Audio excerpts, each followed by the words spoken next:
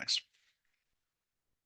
So, Justin, go ahead and take it away. You're ready to go. Just share and you're off and running. All right, thank you. Let me share my screen.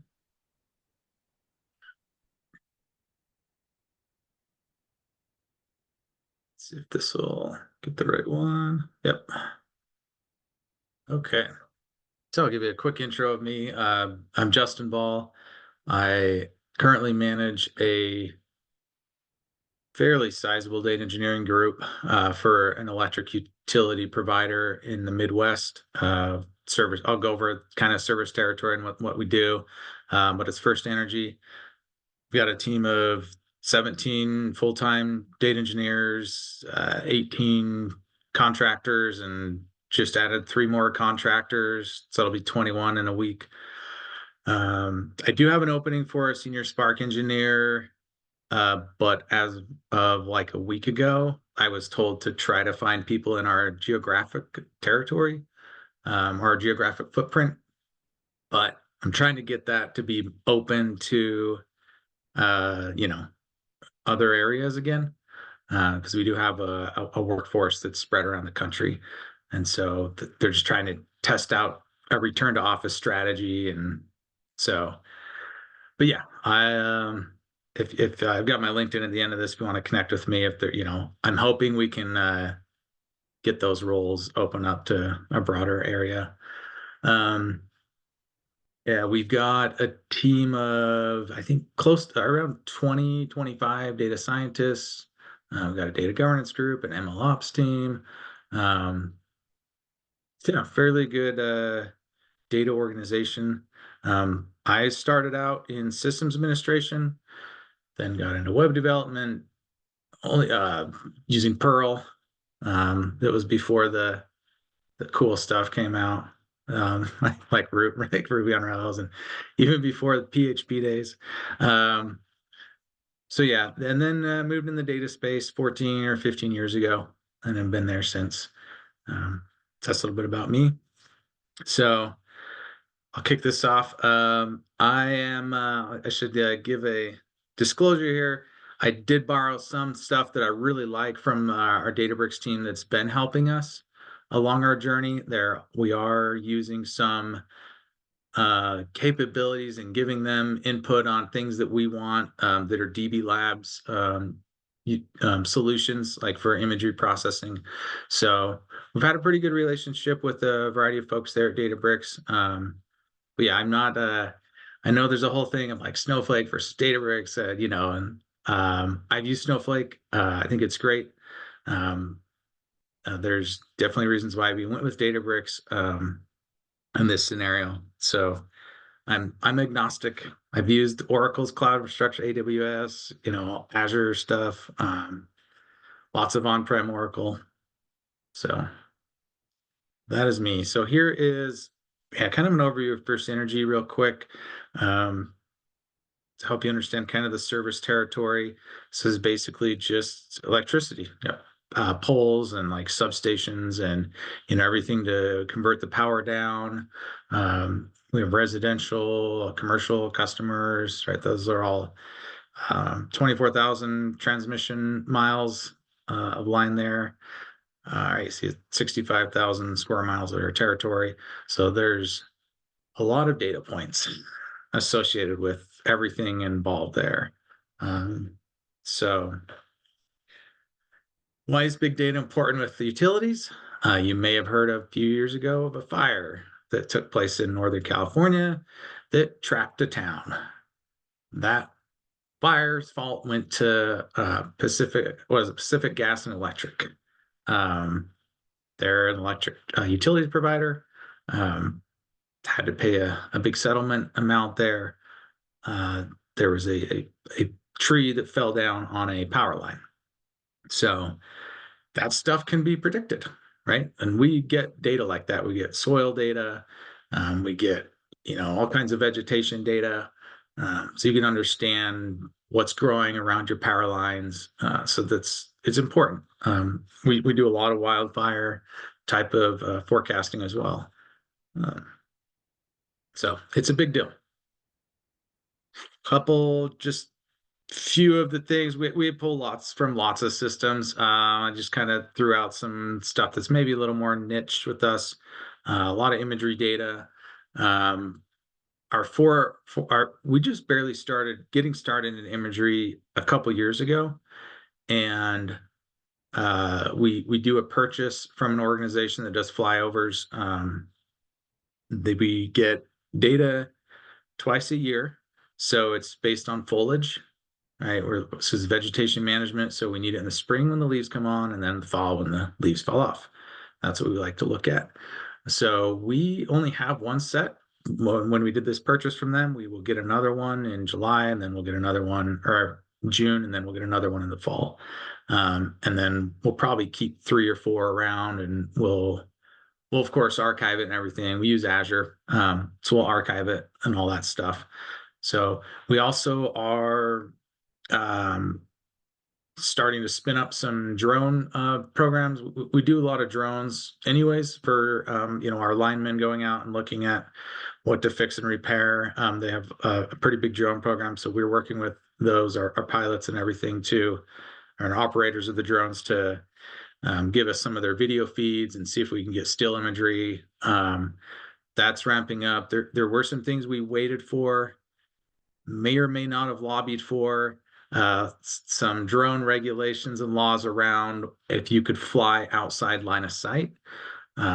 So that came through fairly recently, and so that allows us to have an operator fly over a very large area for us, and we can get lots of data points there.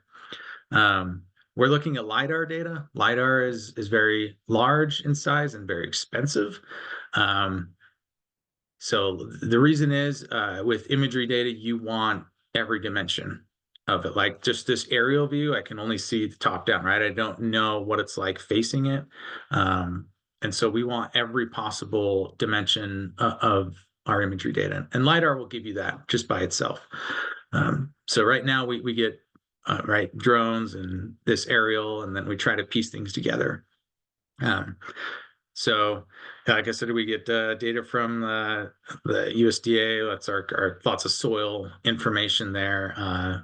Different data sets from NASA, a lot of fire kind of data sets we get from them to predict wildfire. NOAA, lots of data from them, and GACC, that's also some wildfire stuff. And then we have GIS data sets all over the place that we're grabbing. Our structured data sets, our footprint's a little bit smaller, 80 terabytes. But that's like all the stuff you would think about: ERP, financials, customer, call center. The one thing that you won't see so much of in a utility is sales data, right? We are not, there's lots of laws and regulations about a utility trying to be profitable and using our knowledge to gouge a market, highly illegal. So, and there's lots of trainings we have to do to make sure we separate ourselves from, marketing folks and everything. And there's a very small footprint on that side.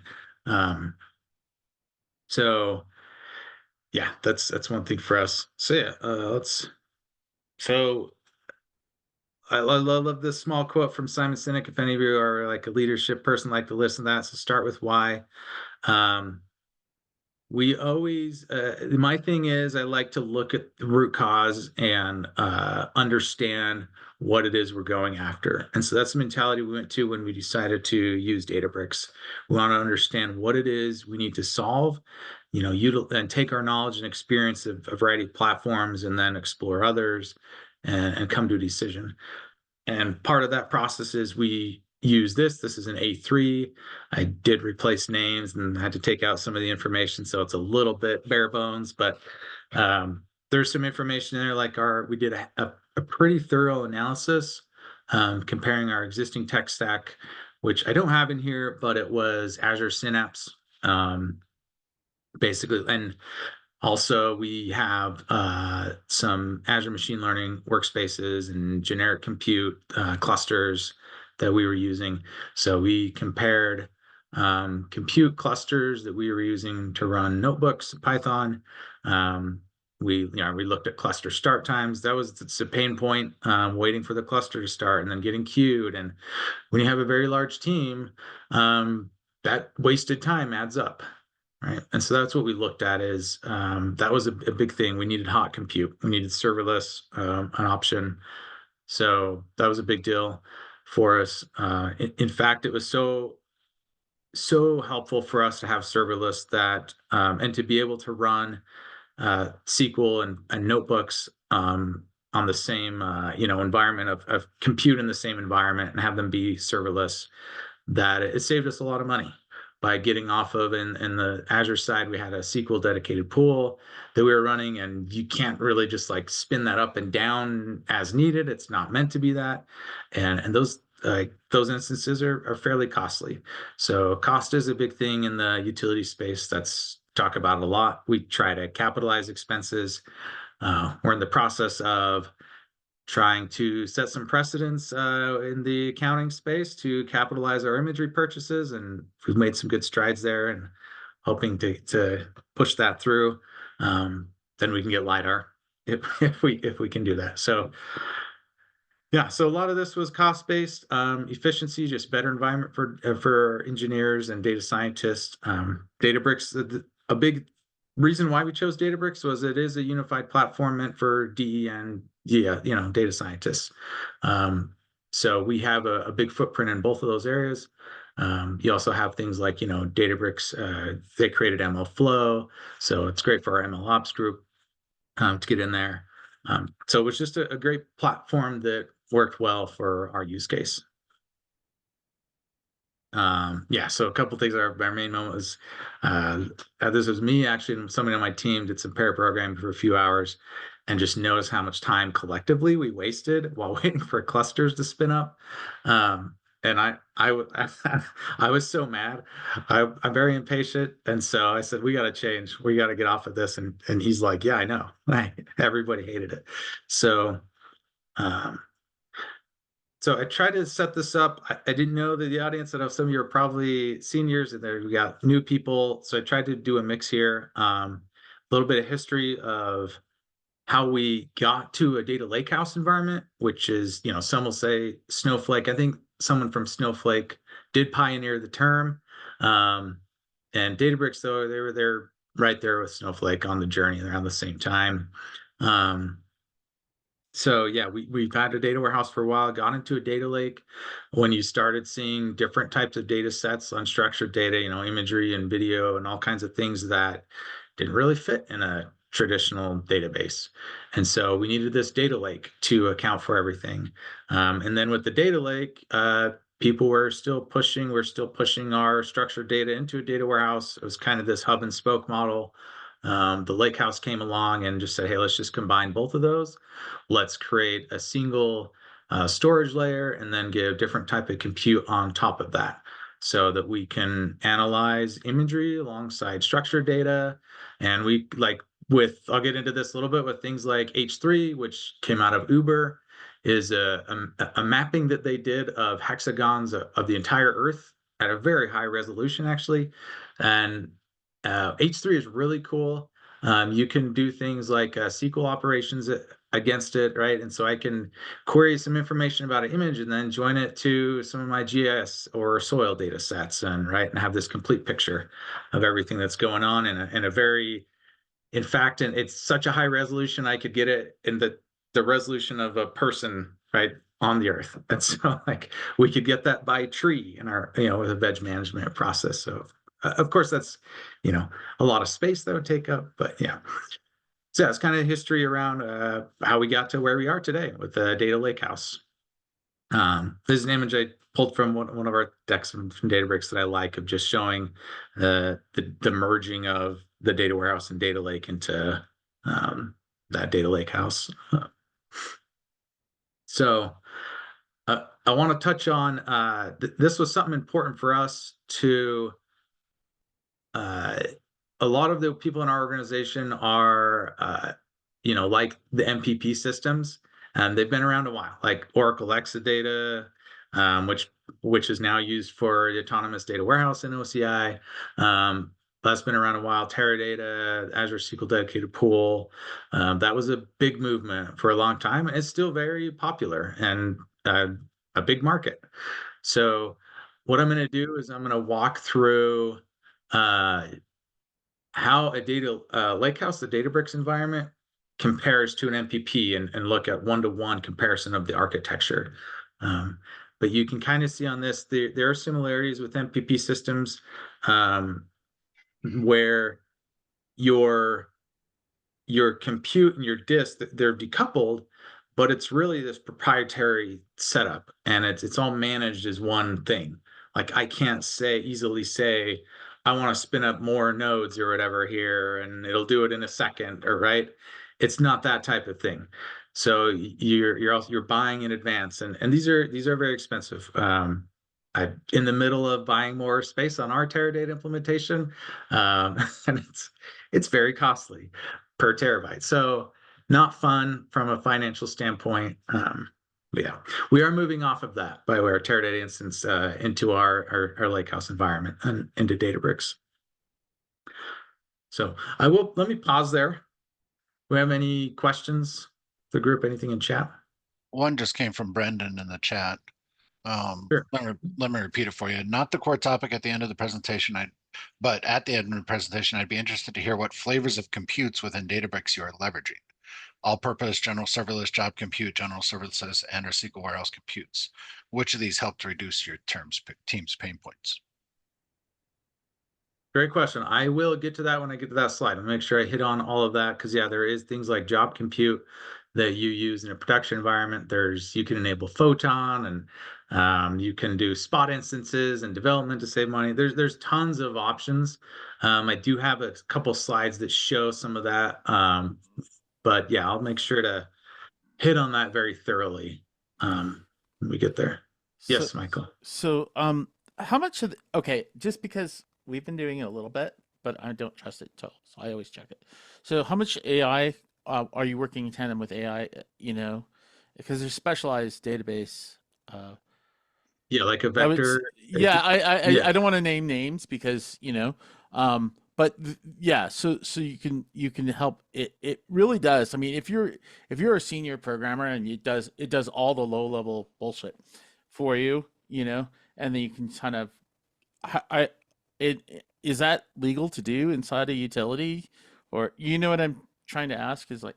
Yeah, so yeah, like Databricks does have a vector database, and we do so for like a Jena or RAG type of architecture. Our biggest thing, honestly, is we have a new shared services executive VPs over like tons of the company. He's very big into wanting to get into agentic AI. I know some people use it as a buzzword, but it's a very realistic thing for us of use cases we're looking at. And we have like one thing we released not too long ago was a predictive intent model that is gets fed into our call centers. So when a customer calls in, we predict everything that we have around them so that we can, right, where we look at everything we have around them and predict what they're calling about, right? We can look at where they're from, their history. There's a lot of modeling we do with imagery to predict, right? Like I said, help us forecast wildfires and the the concept of though of like LLMs and Gen AI, there's a security concern in a utility, and so we have a group that is set up to kind of vet those and go through it. It's a very thorough process. It's painful for people that are data professionals because you just want to get and play with it, and so we uh, thankfully we are moving that kind of committee into the data org. It's been outside the data org, the Gen AI approval committee, whatever. So we've had some presence there, but we're moving it fully to be, operated by the data team. But yeah, there's security's huge. Yeah. So there's one more question I did have, Yeah. right? Why don't you suggest that all the customers that you have come to the office and have to fill out their stuff in paper form if they're going to make all the employees come into the office? Because the logic is the same. And also, I've never noticed anybody, it's a salesperson, marketing, a mid-level manager. I says, "Are you going to code? Do you know how to code? Do you have any idea what it takes?" Usually they don't. So why do you want to watch me? That's Yeah. that's just me being. Yeah. I, Nobody's excited about it. We likely, yeah, IT will likely get an exception. It doesn't really make sense to have most of our IT department is outside of our service territory. yeah. So, but yeah, it's silly. We do very well. I have a meeting once a week. We're fine, and nobody wants me to watch them in their. Nobody cares. I don't care. I just want to see what's on Slack, and I can deal with you in 5 minutes rather than having this personal donuts, all the crap that Yeah. goes with it. Anyway, foosball, whatever. Yeah. Yeah. I'm sorry. I'm just angry about it. All right. Yeah. Yeah. Yeah, totally agree. So let me go through this. This is kind of where I'm going to step through how this Lakehouse environment, what it does is it decouples this architecture at a fairly granular level. So you first look at like Azure storage, which we do use. Venki, I saw you have your hand up. Go ahead. Oh, sorry, Justin. Didn't mean to interrupt you. No, totally good. Yeah. So I had question with respect to the data itself. So you mentioned there is LiDAR data and other things. So are you like handling that in this infrastructure, or like you're storing it in different areas as raw file formats and then extracting it through some form of program or tools through Databricks? Just curious about like how are you storing that and how are you retrieving that? Yeah, and I definitely will touch on that. I'll give high level. Yeah, we store our imagery data in a specialized storage account in ADLS, Azure Data Lake. We have our main set of imagery that we purchase. The vendor we purchase from pushes it there.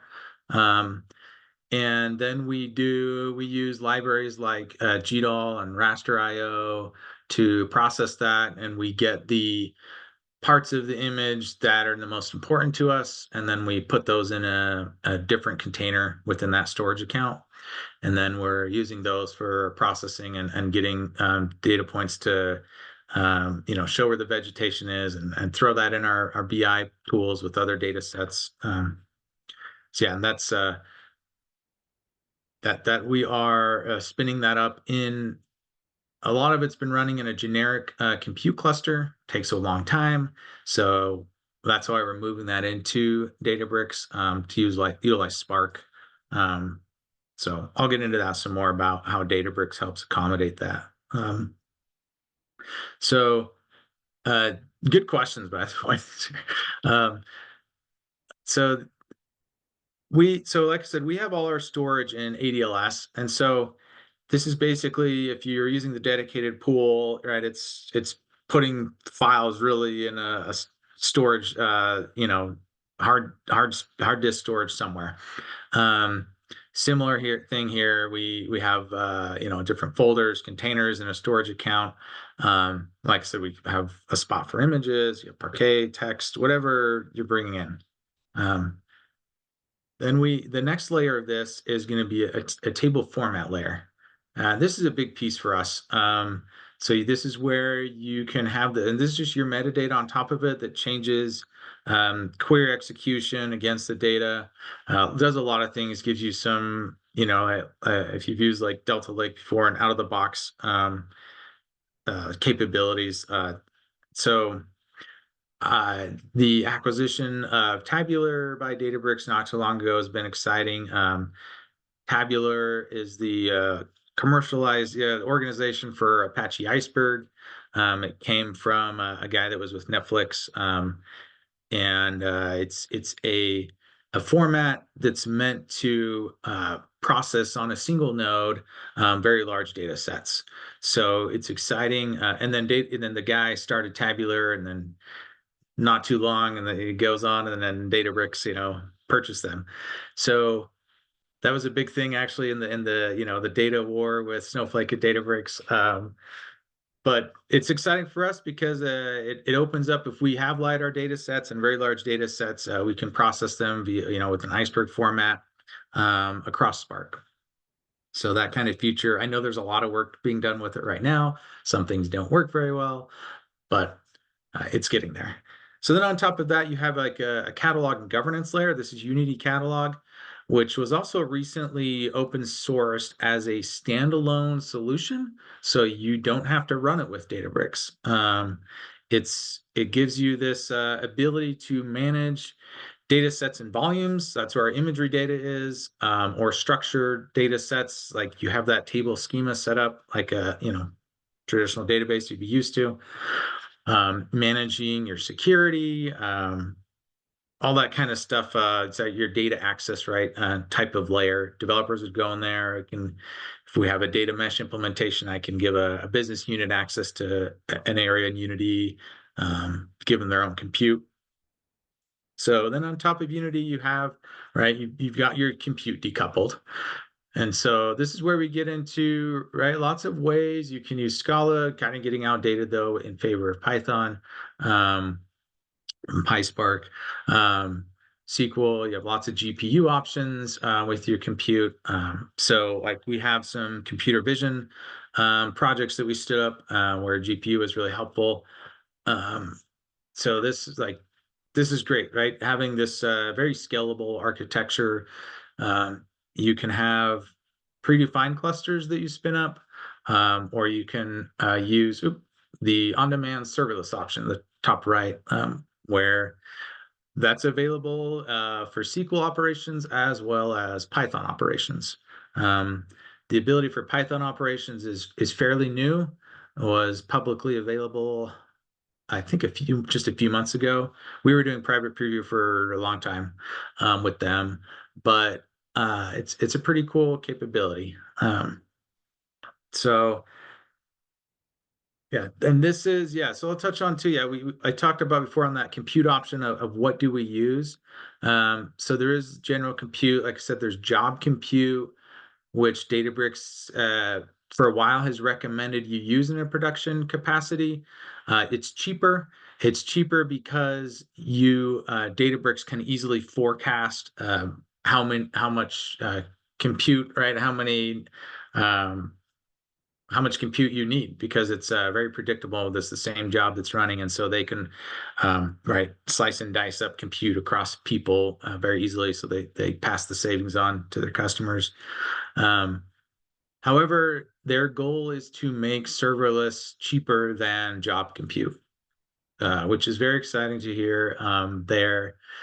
There's a weekly serverless group that's ran by the product owner of that team at Databricks that he runs. I attend it here and there, and there's a lot of exciting things that they're doing. So that's the direction we push our engineers and data scientists, is use serverless. You don't have to worry about spinning up a cluster. It's a lot more efficient from a labor standpoint. So if somebody's like, yeah, but it costs more right now, right? How much does it cost me to pay for 7 minutes of labor across 40, 50 people? And add in consultants too, or whatever. Like it's a lot of money. So I would rather them just use the thing that's only a little bit more right now with serverless, and that will get cheaper over time. But yeah, we do have some stuff that we use job compute still from production. We have some jobs that we use Photon.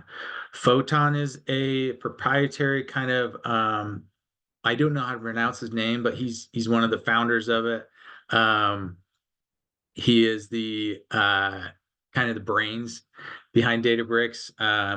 But he created this. There's a white paper out on it, really cool too. And these, I think the folks started were out of Cal Berkeley. He wrote a white paper, I think 2021, on Photon. Very cool. Just a proprietary thing that operates differently on compute to help speed up your queries. It's adds a little more cost, but it's great for things that you need them to get done. And the cost is okay. That's an option there. Like I said, the spot instances in the dev space are available. So spot instances are something Databricks does where it's compute that's may or may not be readily available. but usually is. And so it's just kind of there. If you're not using a spot instance, you're guaranteed compute. One time out of 20 or something with a spot instance, you might have to wait 10, 20 seconds, something. But it's very cheap. So if you're need to really cut costs, that's an option. It's actually pretty decent. So I will get into, I have kind of a walkthrough here, and I'll touch on like some of the options with cluster options that you can build. So hopefully that helps with the question around compute options and what we do. I'm very big on serverless. I really like the economic nature of a utility type of compute, where you're paying by the usage 100%. So let me pause there. Any questions to this point? I was going to say on the cost too, if I remember correctly, because we're using Databricks and we were looking at serverless and stuff like that too. They have some pre-purchase options for the serverless sort of thing, right? Where you can make out a contract or a deal that says some of these are at a lower cost because you've bought some of these things. So they do have some options out there for the cost. Because I agree with you, the cost can be higher, but it's something you have to manage also in terms in the contract to get that into a better state. Yeah, there's lots of discounts they'll give you. Yeah, and then too, when you up your spend, they give you more training credits and conference passes, and so but yeah, they just like everything. Yeah, so yeah, it's important. It is very helpful to do reserve purchases. Yeah, good call out. Yeah.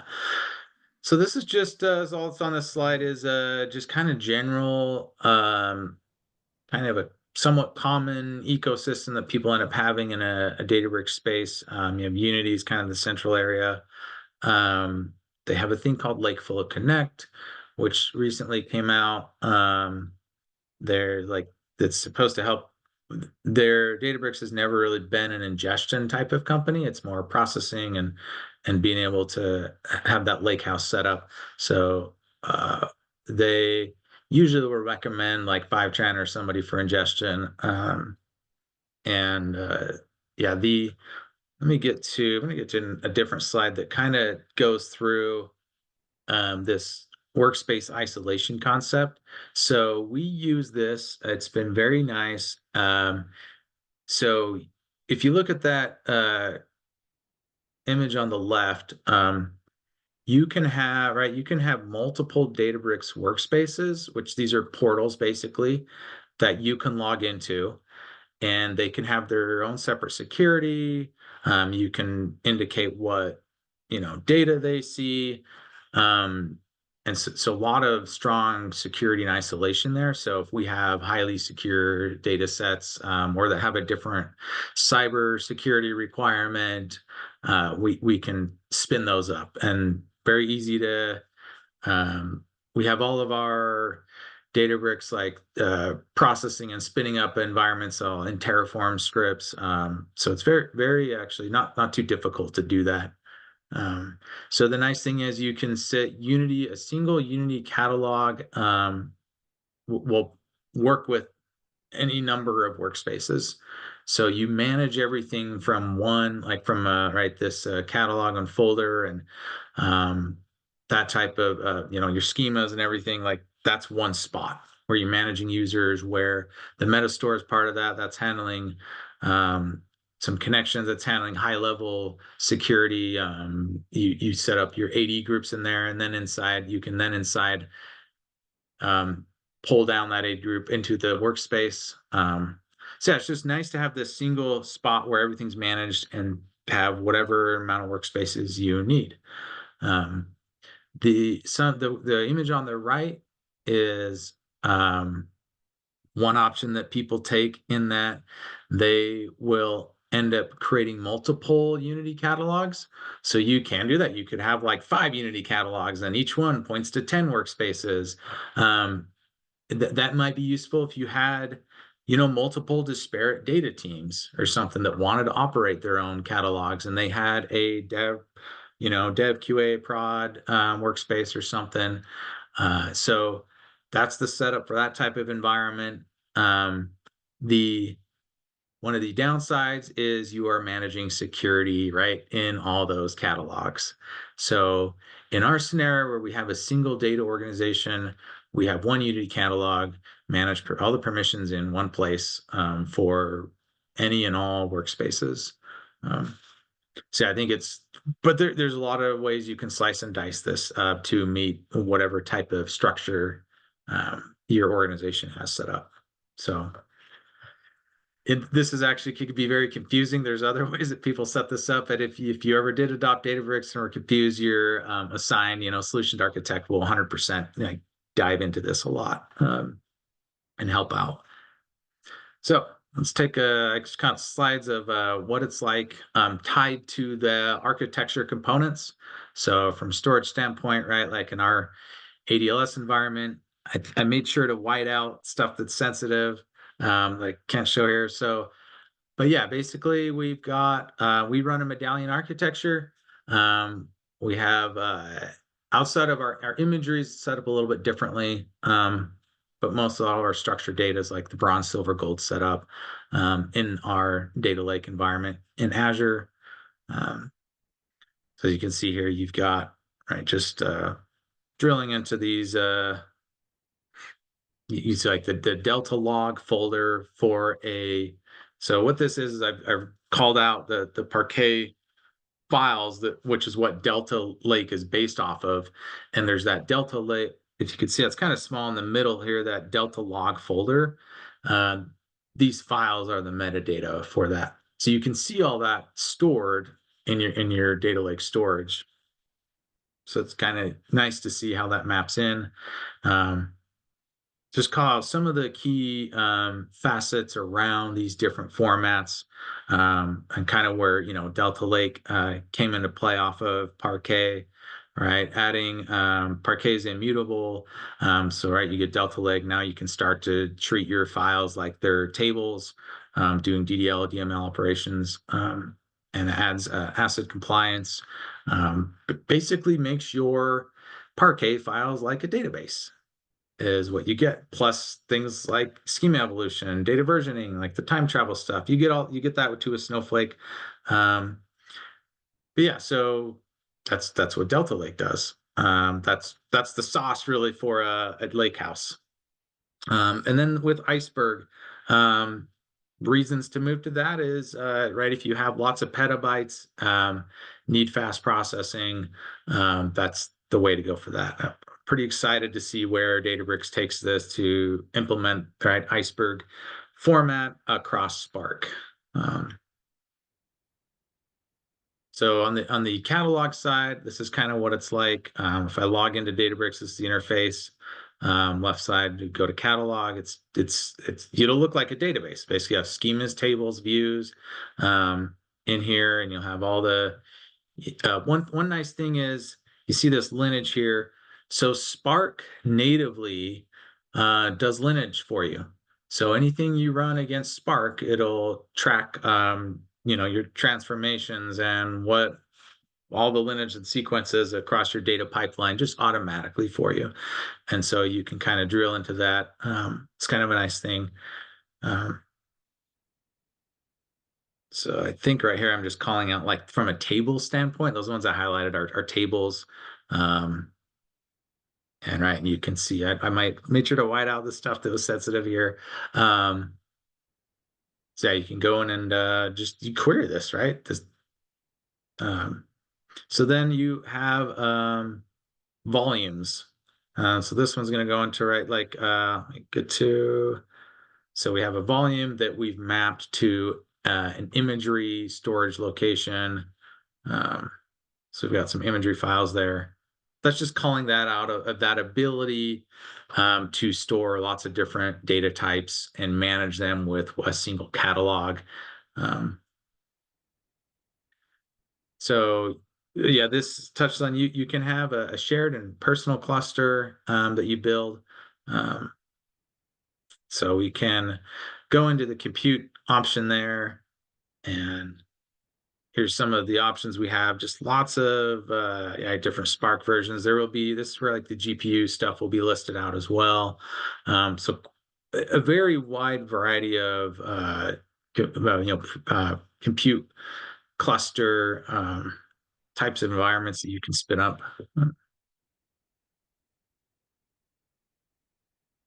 So yeah, the naming on these is actually, this was pretty similar. Actually, it's 1-to-1 with compute in Azure Machine Learning Workspace in Azure.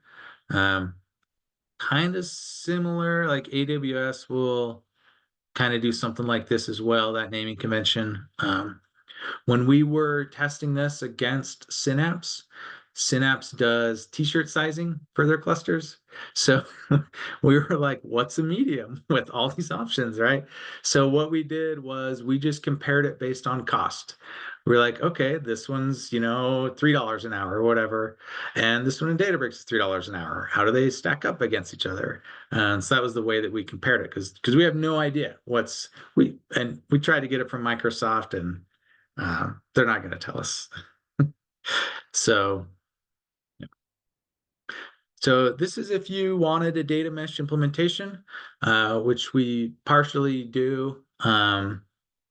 There's a massive data sprawl at First Energy. So we are bringing back data mesh a little bit to centralize things. So there's a lot of issues. But some business units, we do give their own compute and environment in here for analysts to come in and spin up their own serverless SQL compute and just do whatever kind of operations they need. So yeah, you can. So this is also how we run Power BI on top of this. So security is pretty nice. So you can set up like if you're familiar with Power BI, it divides your reports and dashboards into workspaces, which is the folder structure.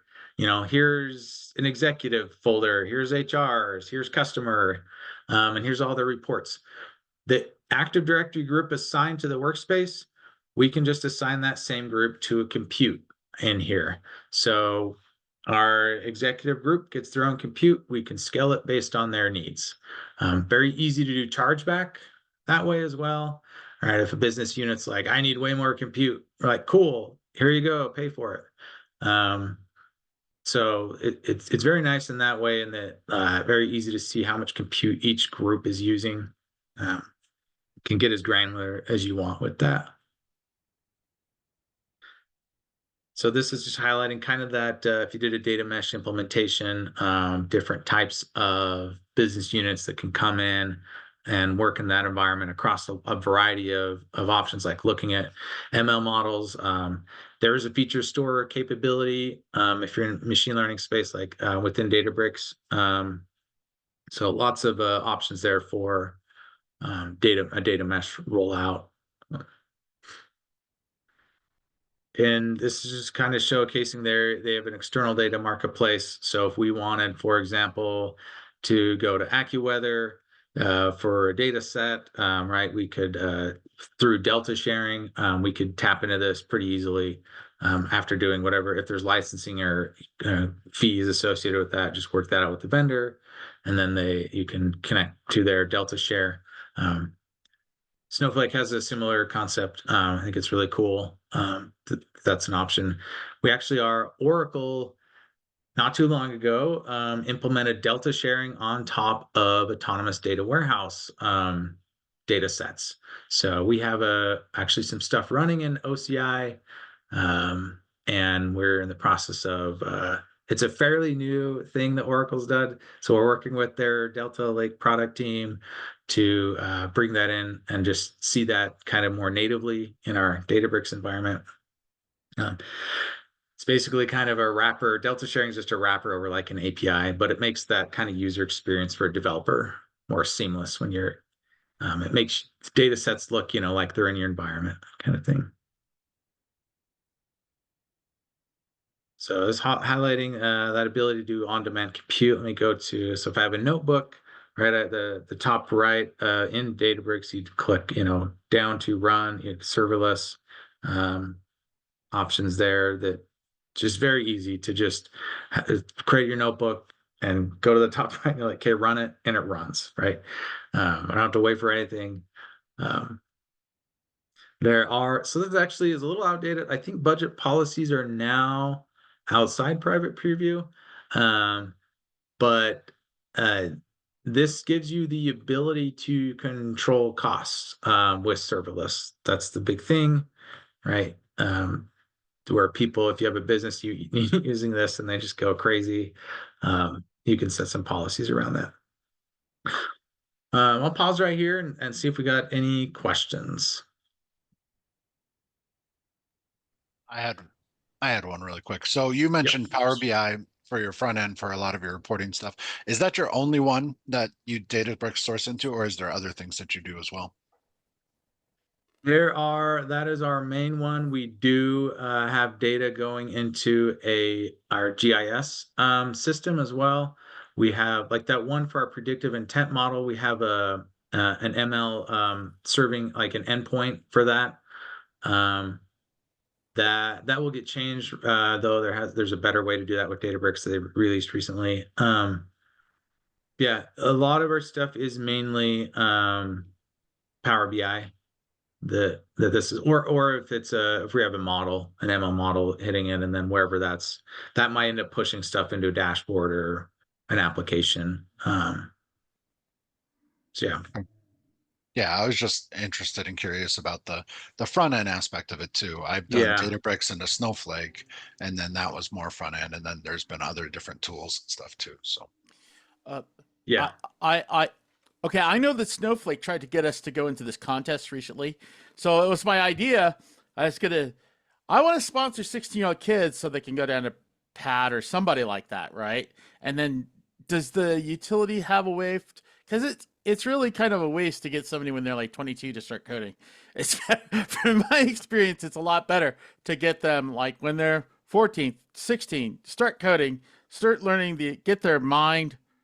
We got to get their mind right first, and it's too late to try to teach them chess or whatever to get their mind. And so is there like a pipeline for Salt Lake that we say, okay, we'll send these guys down, we'll sponsor Python or something, and then they can go see somebody like Justin or somebody, and they can, because the tech moves so fast, and you really need people to learn how to work and things, and we're going to be a very different environment, even with AI and everything.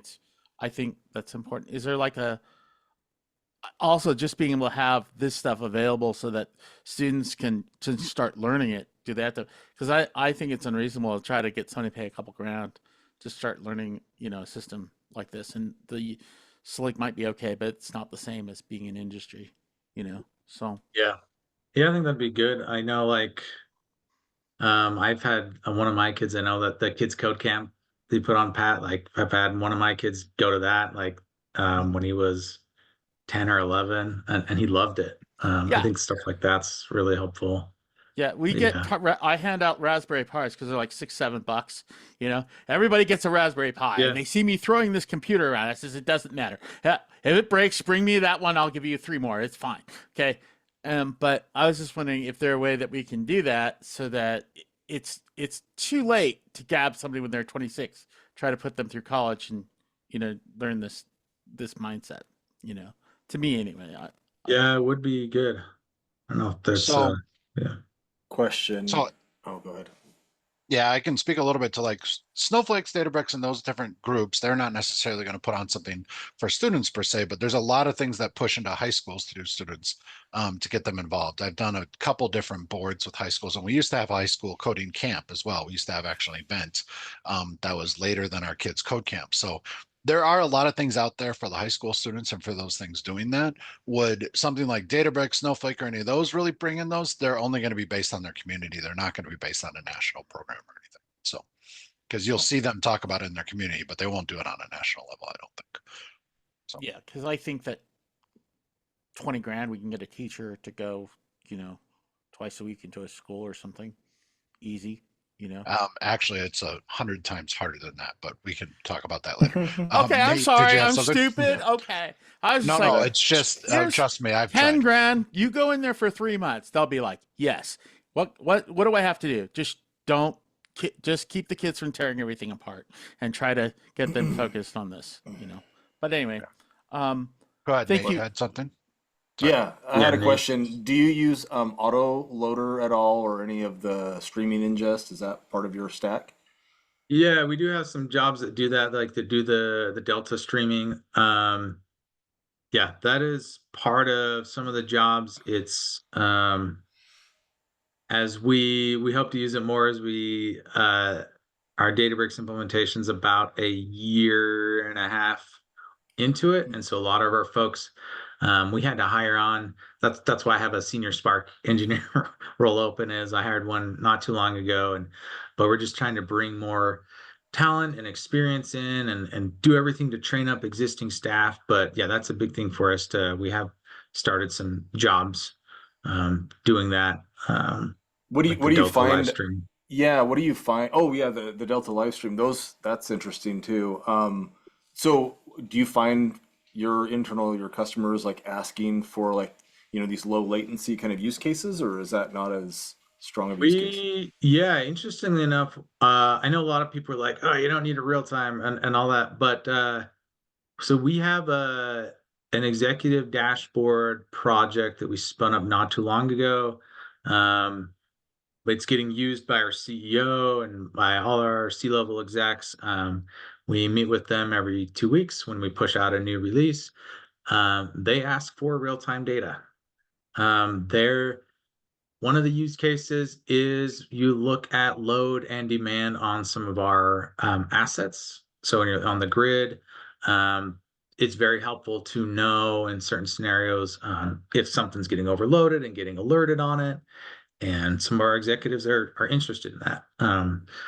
We get frequent stock data actually from Bloomberg. They're interested in that. And so Any like weather pattern data? Is that something they want? yeah, weather is also there.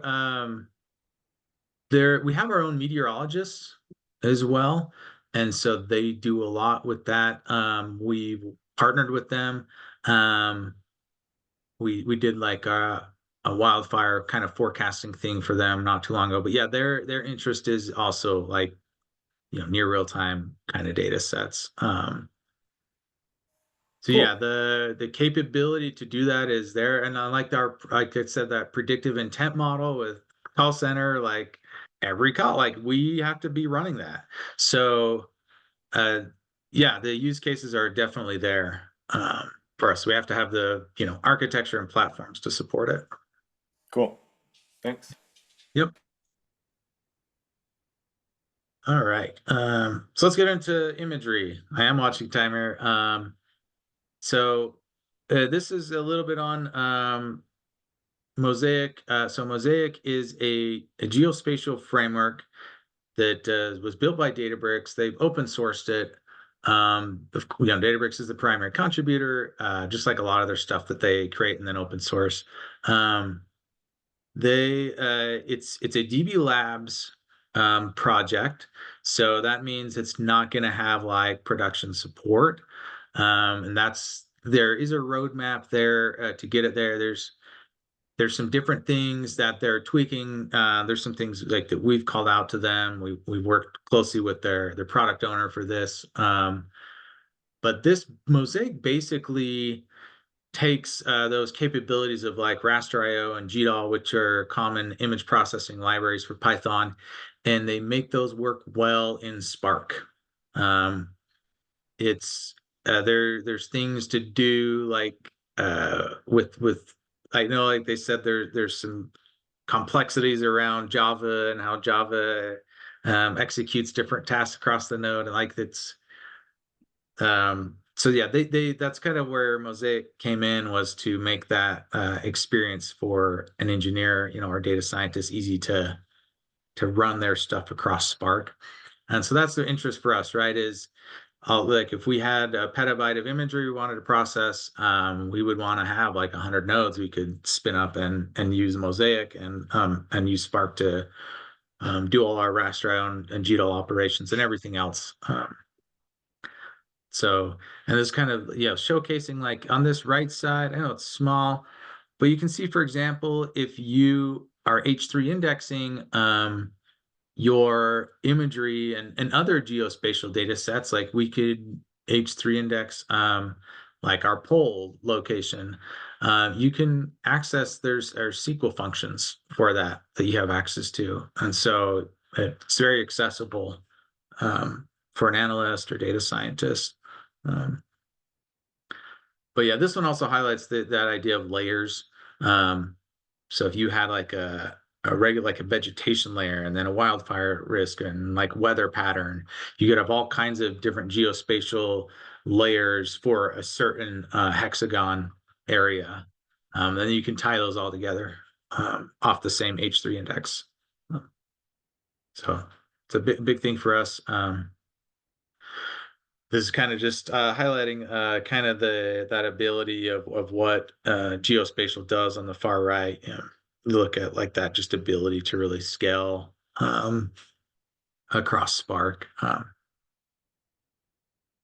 Let's skip back to this. So this is just going to that, like I talked about, resolution, everything with H3. You can get pretty granular with it. So yeah, it's just that hexagonal approach of the map of the world. So this is an example of kind of just a example of us doing that, where, oops, okay, I couldn't remember how many I had on here. So we basically run some stuff with Mosaic, and we run a raster operation against so that raster average is just like getting a mean value of a certain type of imagery band, whether it's like a infrared or RGB value or wavelength. But yeah, it's just really showcasing though that how easy it is to right. There's very little code here, and processing an image and then getting data points out of it. And doing this right across Spark is great. It's very scalable. So this is just highlighting that concept of when you're H3 indexing, and you can tie in lots of stuff to that. So that's the goal for us, is to look at anything and everything in a certain hexagon or point or group of hexagons about that area. So that is it. I'll open that up for any other questions that came up. None that have showed up inside the chat.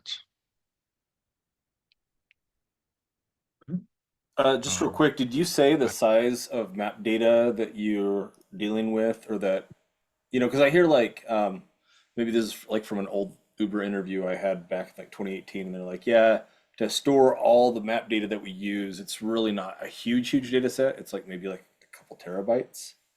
I don't know if that's what you find, or if it's now like much more enriched, 2025. Yeah, ours is like, so we collect 400 terabytes every 6 months is the pace we're at, and that's before we're spinning up more of our drone programs to get, and LiDAR. Yeah. You're easily into the multiple petabytes, potentially every year, type of thing. In our case, right,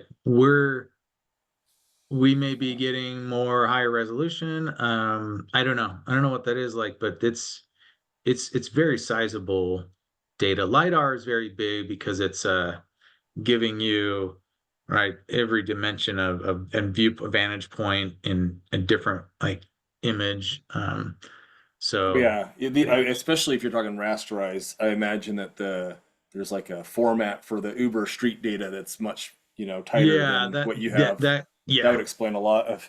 yeah, that's probably what it is. Yeah, we in our case we have to capture a lot of things, like we see how far is the spread of the tree, and yeah, like we look at like we're getting imagery so we can see rust, right? We want to know, detect based on coloration of rust on equipment. Where is it at? If we had like an ice storm, what did that do to our equipment? And just knowing that by imagery. Lots of stuff we can get by imagery up a pole, whether it's steel or wood. Like, yeah, it's probably more higher resolution than Oh, I imagine. yeah. So And Makes that's you're getting that both off the drones and then other imagery that you pick up too as well. You're getting it from the yep. different things. Yeah. Yeah, off the drones and then the aerial imagery, just the flyover that this company, that this third-party vendor we purchase data from. That's really They cool. also do, yeah, they also do like storm response types of flyover. So that's something we want to make sure our architecture supports. We hope to get into that more. So if we have, for example, last year there was just this crazy one-off tornado storm that went through the Midwest, and that killed power for a lot of our customers. Like, we would want the ability to, once it's safe, this company will do a flyover of the area and then we can get all the imagery like within 30 minutes, right? And then know exactly where to send our linemen on what to fix, what to prioritize. So yeah, and that would just add to our footprint of how much data we get. So yeah. And do you set up an ingestion pipeline for that sort of situation, or do you basically just treat it all as the same ingestion and then you handle it as it goes through? Yeah, for that would be different because we can have that push right into our ADLS environment. Like, we'll have control of our imagery. Our other stuff it gets a little more complicated. Yeah. But yeah. Because I imagine I'm kind of thinking of it as just, you always have a lot of different ingestion pieces. You mentioned you had a lot of different data in a lot of different places. So you're going to have times when somebody comes to you with data that's like, I need this for this specific thing. You got to either do a new pipeline or you got to put it in a place where it can pick that up and run with it. Yeah, that's a lot of what we do not have like a Fivetran implementation right now, so we're talking to them. We use Informatica, and so, but it's an on-prem implementation, so has to do with the security nature of this, but it's complicated things, but it's the way we get data ingested in some cases is much more nuanced than it needs to be. So something we're working to break away from. Okay. Yeah. Yeah. Good. Any other last minute questions from anybody? You got a thank you from Nate too, because he had to jump, but yeah. All right. Well, I really appreciate it, Justin. Love the presentation. For everybody else, and I'll post this in the meetup. This will be up on YouTube, hopefully in the next day or so. Takes me a little while to grab it and put it up there and everything, but should be up there soon. And I'll post in the meetup when everybody's got it there. So yeah. Sounds good. Yeah. Thank you. All right. Really appreciate it, Justin. Thank you, everybody. Yep. Thank you for joining. See you next month. All right. We'll see y'all.